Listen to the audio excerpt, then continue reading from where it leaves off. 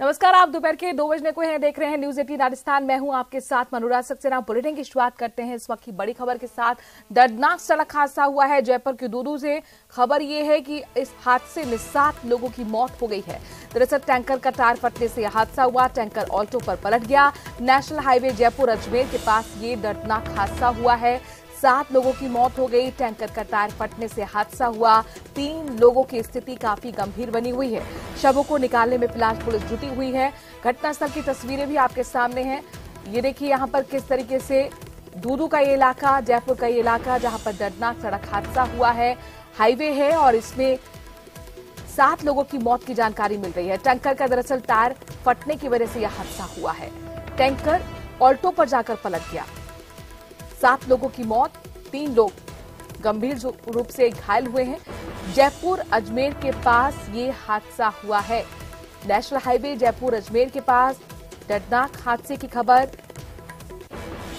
Accidental spot की तस्वीरें आपके सामने हैं। हीरालाल हमारे संवाददाता इस खबर पर ज्यादा जानकारी के साथ जुड़ गए। हीरालाल, तस्वीरों को देखकर अंदाजा लगाया जा सकता है जबरदस्त ये हादसा है और टायर फटने की वजह से जो हादसा हुआ है, क्या ये एक ही परिवार के लोग हादसे का शिकार हुए? क्या जानकारी, क्या डिटेल आपके पास? जी देखिए, दूदू इलाके की घटना है जहां आज एक काफी भीषण हादसा हुआ है। बताया जा रहा है कि अजमेर रोड पर रामनगर के पास है जो एक टैंकर जा रहा था, अचानक उसका टायर फट गया और उस टायर फटने की वजह से वो जो टैंकर है अनियंत्रित हो गया। पास ही गुजर रही एक कार पे वह जाकर गिर गया और इसी दौरान एक बाइक भी थी, उस बाइक भी है जो उस हादसे की चपेट में है। बताया जा रहा है कि इस हादसे में बच्चों समेत जो कार में सवार थे करीबन 7 लोगों की मौत होने की बात सामने आ रही है। सूचना पर है जो पुलिस मौके पे पहुंची और जो शव है उनको बाहर निकाला और उनको मोर्चरी में रखवाया और जो हादसे में 3 अन्य लोग भी घायल होने की बात सामने आ रही है, जिनको पुलिस ने हॉस्पिटलाइज किया है। पुलिस है जो पूरे मामले की जांच में जुटी है। ट्रेन की सहायता से जो क्षतिग्रस्त वाहन थे, जो पलटा हुआ टैंकर था और कार थी, उसको साइड में करवाया है और जाम खुलवाया है। बताया जा रहा है कि जो मृतक थे उनके बारे में अभी तक कोई शिनाख्त नहीं हो पाई, क्योंकि जो कार में दबने से बुरी तरीके से वो पिचक गए थे। इस वजह से जो पुलिस पूरे मामले की जांच कर रही है और कुछ देर बाद है जो पुलिस पूरे मामले की जांच के बारे में बताएगी। हीरालाल, ये भी बताया जा रहा है कि जो वाहन था वो वहां पर टेम्पो पे तक जाके पलट गया, तो क्या टेम्पो में सवार लोगों को भी चोटें आई हैं? देखिए, अभी तो पुलिस अधिकारियों से हमने बातचीत करने की कोशिश की, लेकिन इस प्रकार की अभी हमारे पास कोई जानकारी नहीं है। लेकिन ये जरूर बताया जा रहा है कि जो पास से एक बाइक जा रही थी हादसे में, वो इसकी चपेट में है, जो 3 लोग घायल हुए हैं। बताया जा रहा है कि जो शुक्रिया हीरालाल तमाम जानकारी हम तक पहुंचाने के लिए। तो पास से जो बाइक गुजर रही थी वो भी चपेट में आई, उसको भी चोटें आई हैं। कुल मिलाकर 7 लोगों की यहां पर मौत हो गई है टायर फटने की वजह से यह हादसा जयपुर अजमेर हाईवे पर। और वहीं एक हादसा हुआ है जम्मू कश्मीर के किश्तवाड़ा में। दरअसल ये सेना का हेलीकॉप्टर क्रैश हुआ है, जिसमें आपको बता दें कि चिनाब नदी के पास यह हेलीकॉप्टर गिरा और एक जवान शहीद हुआ है। 2 जवान इसमें गंभीर रूप से घायल हुए हैं। फिलहाल बचाव अभियान इस वक्त यहां पर चल रहा है। जम्मू कश्मीर के किश्तवाड़ के दूरदराज इलाके में सेना के हेलीकॉप्टर के क्रैश होने की जानकारी मिल रही है। यह हादसा जम्मू कश्मीर के किश्तवाड़ में हुआ है। क्रैश होने के बाद हेलीकॉप्टर चिनाब नदी में गिर गया। हादसे में एक जवान शहीद हुआ है, जबकि 2 जवान गंभीर रूप से घायल हुए हैं। बचाव अभियान इस वक्त घटनास्थल पर चलाया जा रहा है।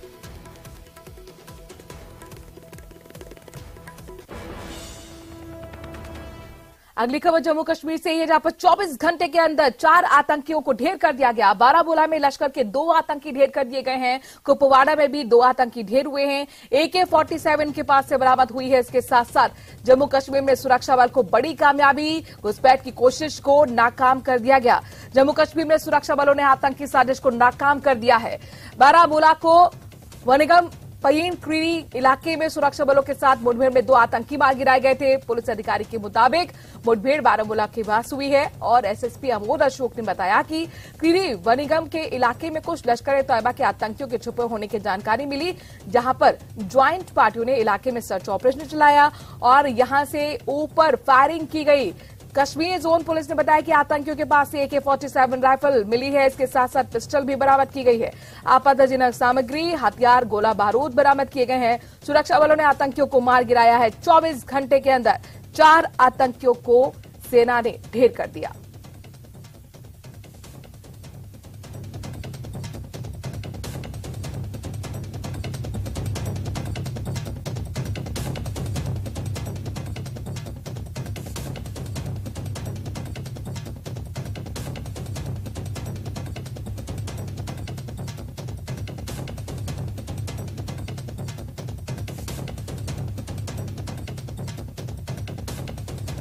तो 24 घंटे में 4 आतंकी ढेर कर दिए गए हैं। स्थान को हम नादे हिंद के नाम से कहते हैं और नादे हिंद हमने हमारे 2 अमर शहीद कर्नल जोजन थॉमस और नायक नीरज की शहादत को सम्मान देने के लिए बनाया है। इन दोनों वीरों ने इस जगह के नज़दीक, सरकुली गांव के नज़दीक और नाव गली में काउंटर टेररिस्ट ऑपरेशन के दौरान 2008 और 2014 में अपने प्राणों का सर्वोच्च बलिदान दिया था। मणिपुर में हालात काबू में है इस वक्त। आपको बता दें कि मैतेई समुदाय को एसटी में शामिल करने की मांग को लेकर जनजातीय समूह विरोध प्रदर्शन कर रहे हैं। विरोध प्रदर्शन में हिंसा भड़क उठी और इसके चलते मणिपुर में 8 जिलों में कर्फ्यू लगाया गया है। मणिपुर में मोबाइल इंटरनेट सेवाओं को ठप कर दिया गया है। मणिपुर में इस वक्त हिंसा पर काबू पाने के लिए सेना और असम राइफल्स के जवानों की तैनाती कर दी गई है। स्थानीय प्रशासन ने 3 से 4 माह के दरमियान रात को सेना को बुलाया। राज्य पुलिस के साथ सेना और असम राइफल्स के जवानों ने रात में स्थिति को नियंत्रित करने के लिए कार्रवाई की। आज सुबह तक हिंसा पर काबू पा लिया गया। मैतेई समुदाय को एसटी में शामिल करने की मांग का विरोध करने के लिए छात्रों के एक संगठन की तरफ से बुलाए गए आदिवासी एकता मार्च के दौरान हिंसा भड़क उठी थी और इस दौरान भीड़ ने घरों में तोड़फोड़ की। भीड़ को नियंत्रित करने के लिए पुलिस ने आंसू गैस के गोले भी दागे। मणिपुर के मुख्यमंत्री का कहना है कि 24 घंटे के दौरान कुछ जगहों पर हिंसा और तोड़फोड़ की घटनाएं सामने आई हैं। ऐसे समाज के 2 गुटों के बीच गलतफहमी की वजह से हुआ। राज्य सरकार हालात को काबू करने के लिए लगातार कोशिशें कर रही है। In the last around 24 hours, some incident of clashes, vandalism, and arson have been reported in Imphal, Shoshanpur, Vishnupur, Kangpokpi, and More, etc. Precious lives have been lost, besides damage of property of residents, which is very, very unfortunate. These accidents are a result of prevailing misunderstanding between 2 sections of our society. The state government is seized of the developments. और खबर यह कि पहलवानों को supreme court से बड़ा झटका लगा है। सुप्रीम कोर्ट ने आगे की सुनवाई से इनकार कर दिया है। आगे की सुनवाई से मना किया है सुप्रीम कोर्ट ने और हाई कोर्ट या निचली अदालत जाने के लिए कहा है।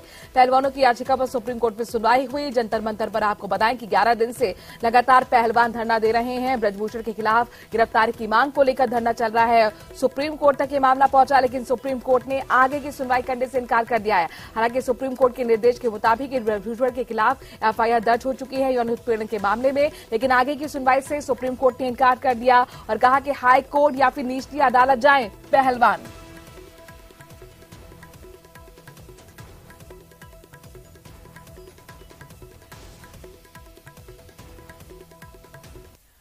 वहीं दिल्ली में पहलवानों का धरना चल रहा है। धरने पर बैठे हुए हैं पहलवान और बड़ा ऐलान ये कि हम सभी अपना मेडल वापस करेंगे। दरअसल बीती रात जंतर मंतर पर जिस तरह से हंगामा हुआ, पहलवानों ने पुलिस पर गंभीर आरोप लगाए, मारपीट का आरोप लगाया।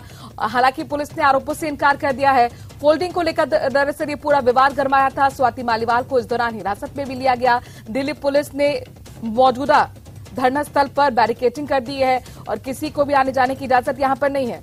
दिल्ली जंतर मंतर पर रात भर चले हाई वोल्टेज ड्रामे के बाद सुबह भारी संख्या में पुलिस बल की तैनाती की गई है। आपके सामने ये लगातार तस्वीरें हम पहुंचा रहे हैं। जंतर मंतर पर प्रदर्शन कर रहे देश के पहलवानों के साथ बुधवार देर रात पुलिस की धक्का मुक्की हुई थी। पहलवानों ने आरोप पुलिस पर लगाए कि रात जो तस्वीरें सामने आई इसमें सच्चाई है। उनका कहना है कि हमारे साथ मारपीट हुई, गाली गलौज की गई। बताया जा रहा है कि पहलवानों के प्रदर्शन स्थल पर किसी के आने जाने की इस वक्त अनुमति पुलिस नहीं दे रही है।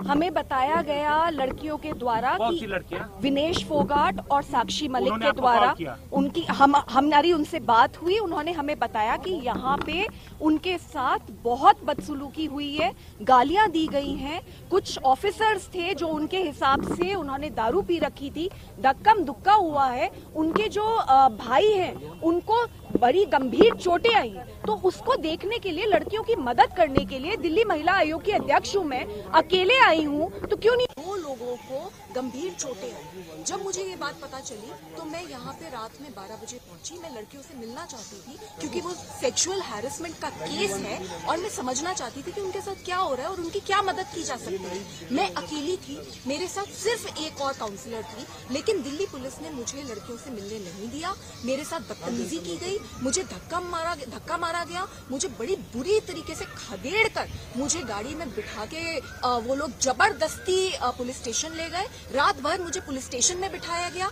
तो मैं समझ नहीं पा रही कि दिल्ली पुलिस इतनी गुंडागर्दी पर क्यों उतर रही है। बृजभूषण एक गुंडा है जिसकी जगह सीधी सीधी जेल है। उसको जेल से बचाने के लिए दिल्ली पुलिस ने आज ये हाल कर रखा है कि ओलंपियन रेसलर सड़कों पे बैठी हैं और दिल्ली महिला आयोग की अध्यक्ष को पुलिस स्टेशन में डिटेल।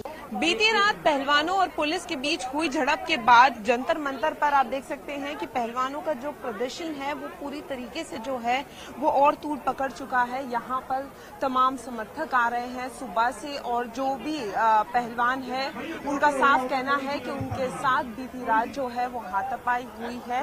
और यहाँ पर जो है वो देखिए इस तरीके से पूरी भीड़ है और आज काफी दिन हो चुके हैं। आज 22वां दिन है और लगातार जो है वो पहलवानों की मांग यही है कि जिस तरीके से उनके साथ हो रहा है, क्योंकि कल बारिश काफी हुई थी, बारिश के बाद यहाँ पर जो है वो बेड मंगवाए गए थे जिसके बाद पुलिस से जो है वो झड़प हुई। तो आपने देखा दिल्ली के जंतर मंतर की तस्वीरें, वहीं जयपुर के जंतर मंतर पर भी आज प्रदर्शन हुआ है पहलवानों के समर्थन में। दरअसल ये प्रदर्शन किया गया कृष्णा पुनिया के नेतृत्व में। प्रदेश भर के खिलाड़ी जुटे यौन उत्पीड़न के मामले में आरोपी के खिलाफ कार्रवाई की मांग करते हुए आरयू से गांधी सर्किल तक खिलाड़ियों ने पैदल मार्च किया। करीब 400 से ज्यादा खिलाड़ी इस पैदल मार्च में शामिल हुए।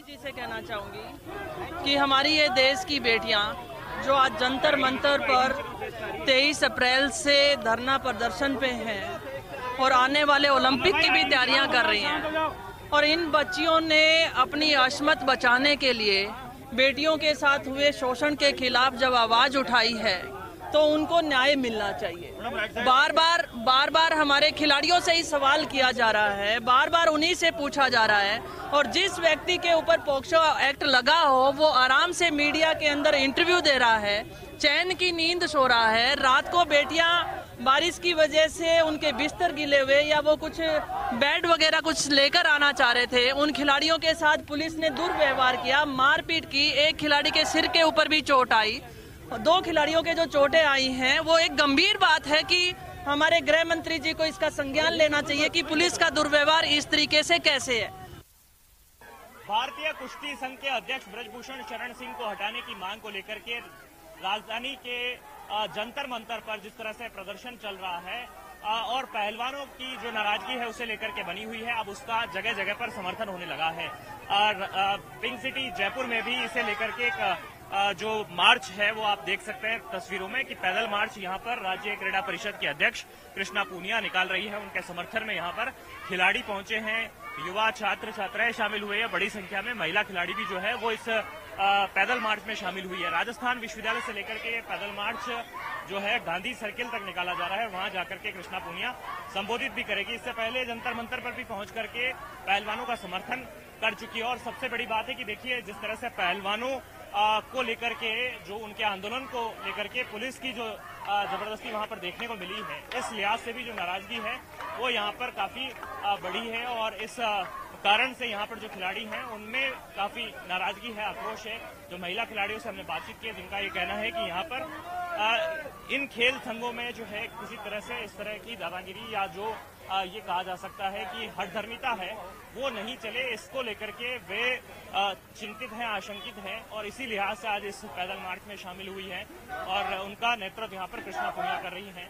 कुछ देर में यहाँ पर पहुंचेगी और यहाँ पर आकर के और बातचीत भी करेगी, संबोधित करेगी खिलाड़ियों को लेकर के भी जो है, और आगे की किस तरह से यहाँ पर प्रदेश में इस आंदोलन को आगे बढ़ाए उस लेकर के भी जो है रणनीति उसका ऐलान करेगी। कैमरा पर्सन यासीन के साथ महेश दाधिच, न्यूज़ 18 जयपुर। वहीं जयपुर में सरपंचों का हल्ला बोल भी देखने को मिला। राजस्थान सरपंच संघर्ष समिति का धरना प्रदर्शन इस वक्त शहीद स्मारक पर चल रहा है। शाम 5 बजे तक ये धरना चलेगा। लंबित मांगों को लेकर धरना लगातार कर रहे हैं सरपंच, और अब तक सरकार से कई दौर की बातचीत हुई, हालांकि वो बेनतीजा रही। लिहाजा एक बार फिर सरकार के खिलाफ हल्ला बोल करते हुए सरपंच को लेकर गांव की सरकार राज्य सरकार के खिलाफ पिछले 3 साल से संघर्ष कर रही है। उनकी जो मूलभूत समस्याएं हैं, मूलभूत जो मांगे हैं वो ये हैं कि जिस तरीके से राज्य सरकार ने नियमों में परिवर्तन कर जो ग्रामीण विकास की राह में रोड बनाए हैं, उन रोडों को हटाया जाए, चाहे वो ई टेंडरिंग की व्यवस्था हो या जो वित्तीय आयोग के जो पैसे जो ग्राम पंचायतों को मिलना था वो नहीं आया है। सरकार हमारी जो मांगे हैं उसके ज्ञापन दिए हुए हैं, उसके बावजूद सरकार सुन नहीं रही है। हमारा 15वीं वित्त आयोग का पैसा जो केंद्र सरकार ने रिलीज कर दिया, उसको 1-1.5 महीना हो गया, वो ग्राम पंचायतों को देना चाहिए था, लेकिन वो अभी तक नहीं दिया। राज्य वित्त आयोग का पूरा साल गुजर चुका है, 2022-23, उसका 3000 करोड़ रुपए बकाया है, वो पैसा अभी तक रिलीज नहीं हुआ है। और ग्रामीण जनता से जुड़ा हुआ खाद्य सुरक्षा पोर्टल राज्य सरकार ने चालू किया था, लेकिन वो 10 लाख नाम अभी तक नहीं जुड़ पाए हैं।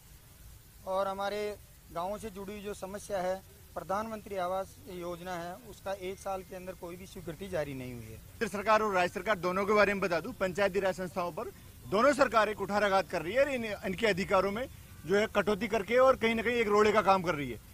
अगर राजस्थान सरकार की बात करूं तो केंद्र सरकार से आया हुआ 1500 करोड़ रुपए भी अपना जमा करके बैठे हैं और अन्य योजनाओं में काम ले रहे हैं उस पैसे को। एक तरफ तो सरकार महंगाई राहत कैंप लगा रही है और एक तरफ जो है उसी जनता के लिए जो विकास का पैसा है, मूलभूत सुविधाएं जो हम नहीं उपलब्ध करवा रहे हैं उनके लिए, उस पैसे को जमा करके अपने दूसरे कामों को जो है कई शहरों में लीपापोती का काम कर रही है।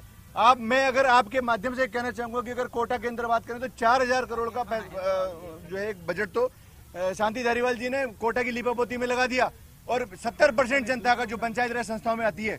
सरकार को जो धरातल पर योजनाएं होती हैं उनको सही तरीके से लागू करना चाहिए। मूलभूत सुविधाएं उनका खनन हो रहा है, जो नैतिक कर्तव्य है सरकार का, जनता के लिए जनता द्वारा शासन जो लोकतंत्र है उसका सर्वविनाश हो रहा है। जनता ग्रामीण क्षेत्रों के लोगों की तरफ बिल्कुल देख ही नहीं रहे। एक तरफ तो महंगाई त्राहित कैंप चला रही है और उसी तरफ पंचायती राज का पैसा रोक कर बैठी हुई है। ये बिल्कुल एक तरीके से सर्वविनाश की ओर ले जाता है। रूरल डेवलपमेंट जो हो रहा है वो किसी भी तरीके से अच्छा नहीं हो रहा है पंचायत का, और ये लोकतंत्र का खनन है। कैमरा पर्सन मान सिंह के साथ राकेश शर्मा, न्यूज़ 18 राजस्थान, जयपुर।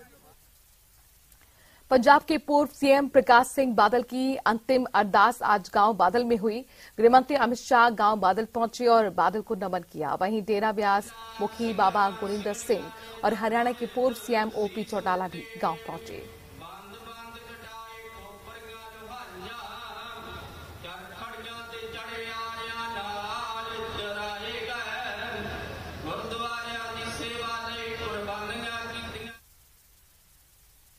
उत्तराखंड के केदारनाथ और बद्रीनाथ में भारी बारिश और बर्फबारी के बाद मौसम में सुधार देखा गया।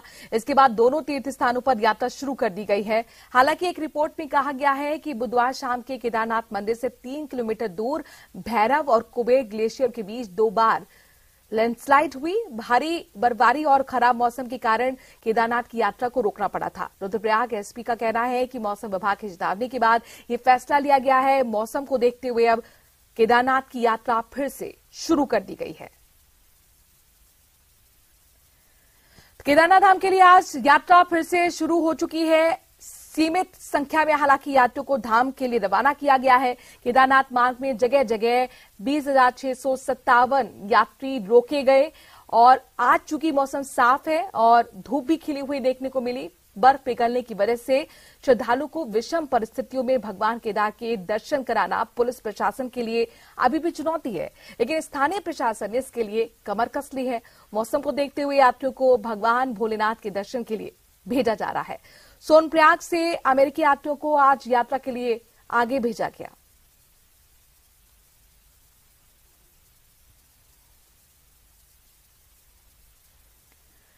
कहते हैं अगर मन में भगवान के प्रति आस्था और विश्वास हो तो डगर आसान हो जाती है और ऐसा ही आस्था करौली के बाबा नवलगिरी के दंडवत यात्रा में देखने को मिल रही है। करौली के 34 साल के नवलगिरी गुरु महाराज 3600 किलोमीटर की कठिन कनक दंडवत यात्रा पर निकले हैं।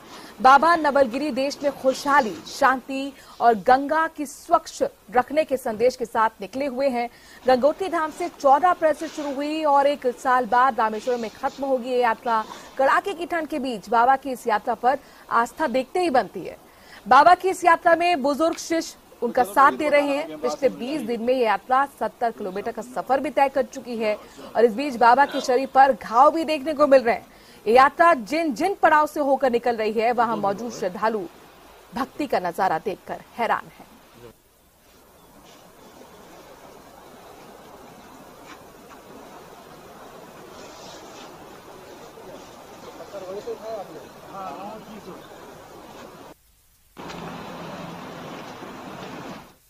चल रहा है लेट के अब चल रहा है। कहाँ से कहाँ तक? गंगोत्री से रामेश्वरम। क्या बोलते हैं इसको? क्या इसको बोलते हैं कनक दंडवत। हाँ, ये एक विशेष तरह तपस्या समझ लो या कुछ भी। हठ योग। हाँ, हठ योग। मनसा क्या है सर इसकी? मनसा इसकी यही है, देश में शांति खुशहाली रहे। जो महामारी वगैरह चली है इससे कितना क्षति हुई देश को। कैसे यात्रा? आता चलनी बाबा, ये सेवक है, सेवक बाबा। चलिए बात श्रीगंगानगर की करते हैं जहां पर पुलिस का एक्शन जारी है। अवैध मादक पदार्थों के खिलाफ श्रीगंगानगर पुलिस ने आज 370 ठिकानों पर पुलिस की 119 टीम ने छापेमारी की। इस दौरान कच्ची शराब बनाने की भट्टियां नष्ट की गई। वहीं पुलिस की ओर से अवैध मादक पदार्थ और हथकढ़ शराब हथियार भी जब्त किए गए। इसके साथ ही पुलिस ने विभिन्न आपराधिक मामलों में फरार चल रहे वांटेड अपराधियों, हिस्ट्री शीटर्स, दूसरे अपराधी तत्वों के खिलाफ कार्रवाई करते हुए धर दबोचा। फिलहाल पुलिस की कार्रवाई अभी भी जारी है।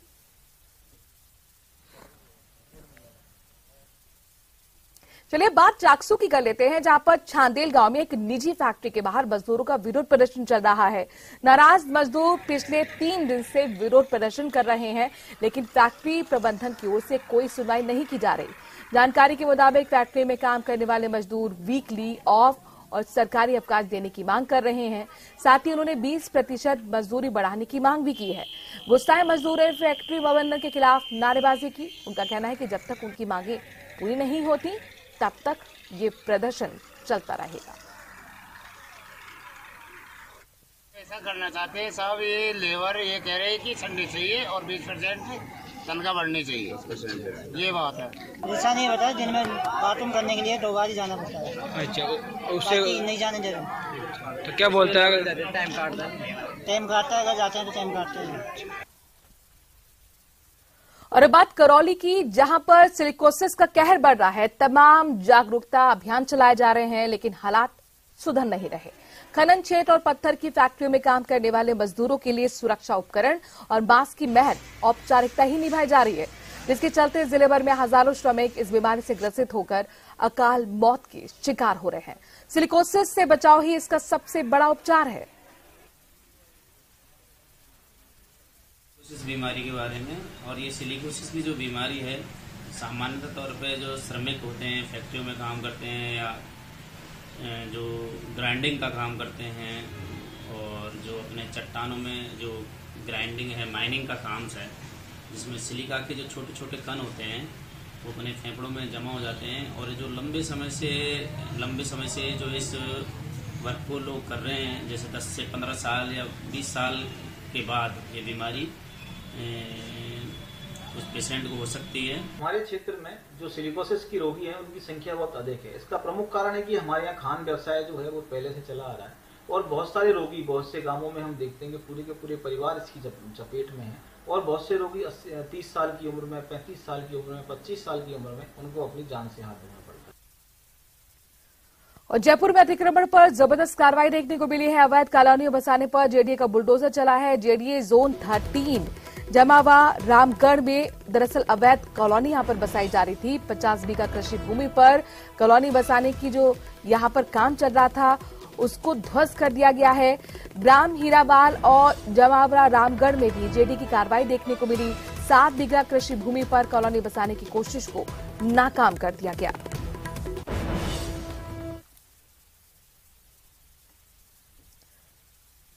और इस बीच झालावाड़ से बड़ी खबर आ रही है, जहां पर डग क्षेत्र में एमपी पुलिस पर हमले का ये मामला। इस मामले में पुलिस को अब बड़ी सफलता हाथ लगी है।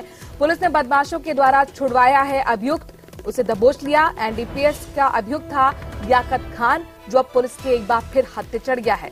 एमपी पुलिस पर दरअसल हमला कर बदमाश इसे भगा ले गए थे और थोड़ी देर में पुलिस इस पूरी खबर का खुलासा भी करेगी।